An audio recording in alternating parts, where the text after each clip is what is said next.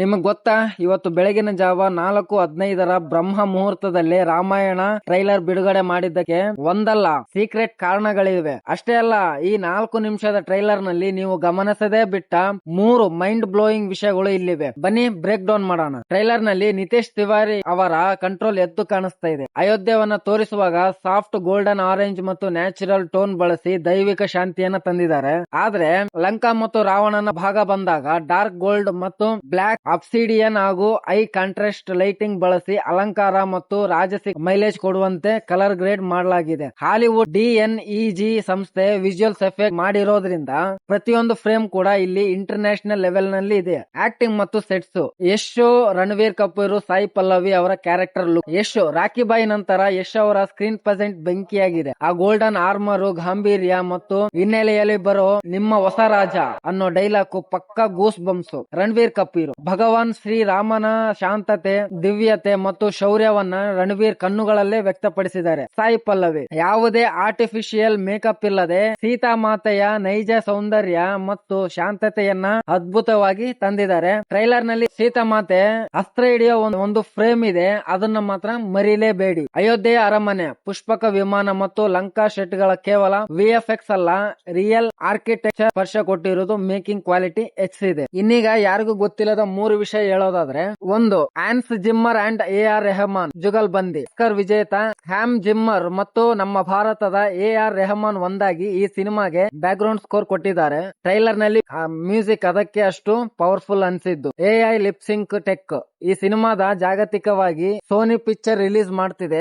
English ನಲ್ಲಿ dub ಮಾಡುವಾಗ ನಟರ ತುಟಿ ಚಲನೆ, ಲಿಪ್ ಮೂವ್ಮೆಂಟ್ ಇಂಗ್ಲಿಷ್ ಮಾತುಗಳಿಗೆ ಹೊಂದಿಕೆ ಆಗುವಂತೆ AI ಅಸಿಸ್ಟೆಂಟ್ ಲಿಪ್ಸಿಂಕ್ ತಂತ್ರಜ್ಞಾನನ ಬಳಸಿದ್ದಾರೆ. Part 2 cinematic universe. Namit Malhotra ಮತ್ತು ಯಶ್ ಜಂಟಿಯಾಗಿ ನಿರ್ಮಿಸುತ್ತಿರುವ ಈ ಮಹಾಕಾವ್ಯ 2 ಭಾಗಗಳಲ್ಲಿ ಬರಲಿದೆ. ಮೊದಲ ಭಾಗ ಇದೇ ದೀಪಾವಳಿಗೆ 2026 ವಿಶ್ವದಾದ್ಯಂತ ಅದ್ದೂರಿಯಾಗಿ ರಿಲೀಸ್ ಆಗುವ ಸಾಧ್ಯತೆ ಇದೆ. ಇದು ಕೇವಲ ರಾಮಾಯಣ ಸಿನಿಮಾ ಅಲ್ಲ, ಭಾರತೀಯ ಸಿನಿಮಾ ಇತಿಹಾಸದಲ್ಲಿ ಹೊಸ ಅಧ್ಯಾಯವಾಗಬಹುದು ಅನ್ನೋ ನಿರೀಕ್ಷೆ ಹುಟ್ಟಿಸಿದೆ. Colour grading, camera work, sets, VFX, ನಟರ ಲುಕ್ಸ್, ಮೊದಲ ಫ್ರೇಮ್ ನಿಂದಲೇ ಒಂದು ವಿಷಯ ಸ್ಪಷ್ಟ ಆಗುತ್ತೆ. ಈ ಸಿನಿಮಾ ಅತಿಯಾಗಿ ಸ್ಯಾಚುರೇಟೆಡ್ ಬಣ್ಣಗಳನ್ನ ಬಳಸಿಲ್ಲ, ಬದಲಿಗೆ ಗೋಲ್ಡನ್, ಅರ್ಥಿ, ವಾರ್ಮ್ ಟೋನ್ ಗಳನ್ನ ಹೆಚ್ಚಾಗಿ ಬಳಸಲಾಗಿದೆ. ನೈಜವಾಗಿ ಅನುಭವಿಸುವಂತೆ ಮಾಡುತ್ತೆ. ಬೆಳಕು ಮತ್ತು ನೆರಳಿನ ಬಳಕೆ ಕೂಡ ತುಂಬಾ ಸಿನಿಮ್ಯಾಟಿಕ್ ಆಗಿದೆ. ಪ್ರತಿ ಫ್ರೇಮ್ ನಲ್ಲಿ ಒಂದು ಪೇಂಟಿಂಗ್ ನೋಡುವ ಅನುಭವ ಕೊಡುತ್ತೆ. Camera and cinematography, wide landscape shots, slow motion, smooth camera movement,